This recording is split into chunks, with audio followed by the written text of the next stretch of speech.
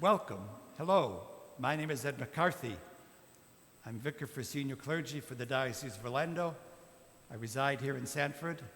I work now and then at All Souls Catholic Church, and I've been asked to do a few sessions on what strikes me at any particular time. Today, I've chosen to reflect on the idea of the pandemic as a punishment from God because we are an evil people.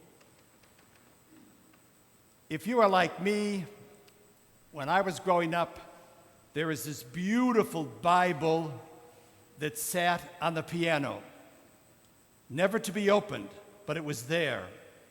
And if you had the nerve to open it, you would see that there was many pretty pictures in it. But that was the extent of my Bible knowledge going through grade school. In the Catholic school, we'd hear stories. And one of the stories that fascinated me was Moses.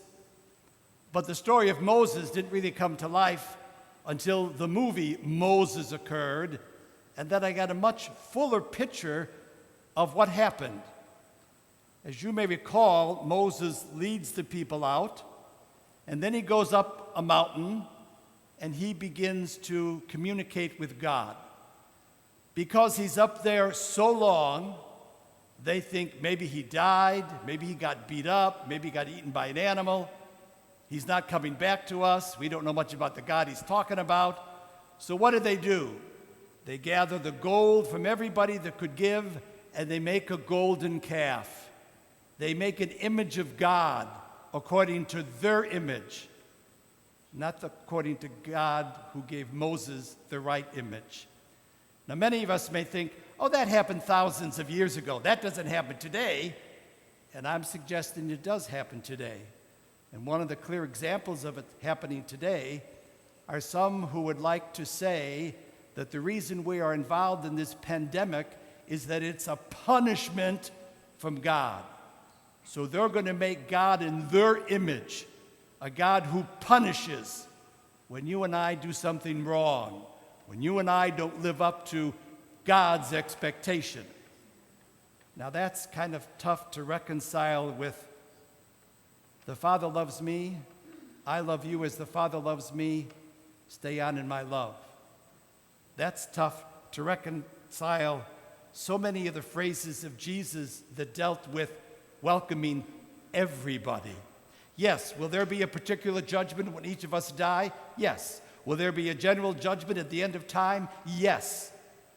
That's not the same as saying that we are being punished by God through this pandemic because of the way we live.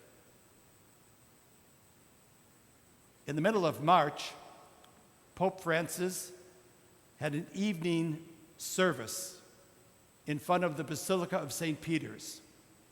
And there are moving pictures of him walking up by himself. St. Peter's Square, some of you have been there. It can hold 200,000 people, not a soul.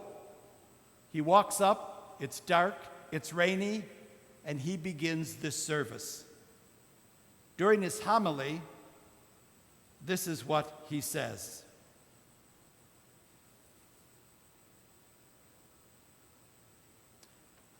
He prays to the Lord, Lord, you are calling us to faith, which is not so much believing that you exist, but coming to you and trusting in you.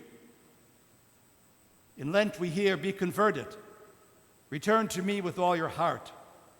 You are calling us to seize this time of trial as a time of choosing. It is not the time of your judgment, but of our judgment. A time to choose what matters and what passes away. A time to separate what is necessary from what is not. It's a time to get our lives back on track with regard to you, the Lord, each other. And then on Divine Mercy Sunday, if we are confused about what it means to get back on track, during the homily of that Mass, this is what he says.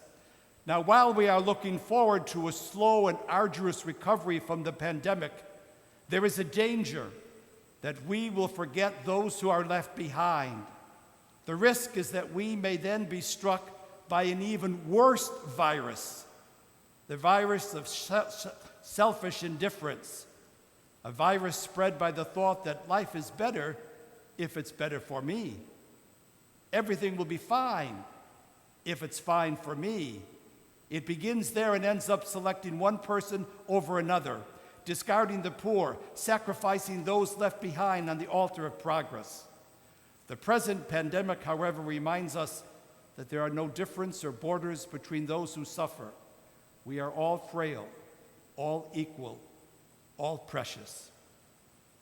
So I suggest for our consideration, when we begin to read or hear people say that this is a judgment of God, how convenient to put it upon God rather than, as the Holy Father says, it's a time for us to judge ourselves.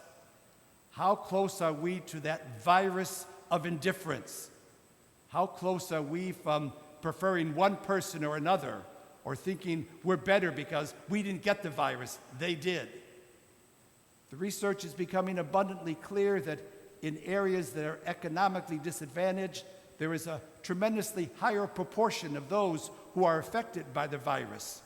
We know this. Do we pray for those people? What do we want to do about that situation, which is certainly unjust? Thank you for listening. My prayer is that we keep God in the image that God has given us. Jesus said that he was in the Father and the Father is in him. Jesus said, "The Father loves me, I love you as the Father loves me, live on in my love." My prayer is that as we continue with this pandemic, that you and I will do less judging and become more merciful.